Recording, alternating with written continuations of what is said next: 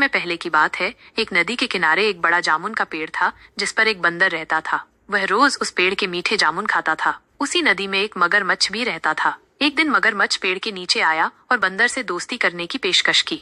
बंदर बहुत खुश हुआ और उसने मगरमच्छ को खाने के लिए मीठे जामुन दिए। मगरमच्छ को जामुन बहुत पसंद आए। वे रोज मिलते और जामुन खाते। उनकी दोस्ती गहरी होती गई।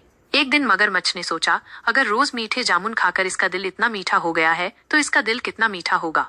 उसने अपनी पत्नी को ये बात बताई। उसकी पत्नी एक चालाक मगरमच्छनी थी। उसने कहा, मुझे उस बंदर का दिल खाना है। मगरमच्छ परेशान हो गया, लेकिन अपनी पत्नी की जिद के आगे उसे झुकना पड़ा।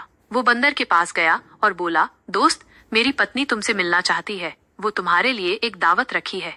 बंदर ये सुनकर बहुत खुश हुआ और मगरमच्छ की पीठ पर बैठ गया ताकि नदी पार कर सके।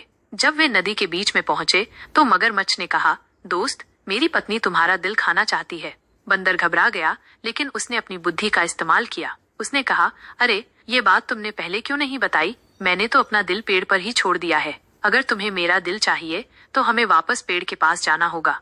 मगरमच्छ मूर्ख था और उसने बंदर की बात मान ली। वो वापस पेड़ की ओर मुड़ा। जैसे ही वे पेड़ के पास पहुंचे, बंदर फुर्ती से कूदकर पेड़ पर चढ़ गया। पेड़ पर पहुंचकर बंदर हंसने लगा और बोला, मूर्ख मगरमच्छ, दिल कभी शरीर से अलग नहीं होता। तुमने मुझे धोखा देने की कोशिश की, लेकिन मैं तुम्हारी चाल समझ गया।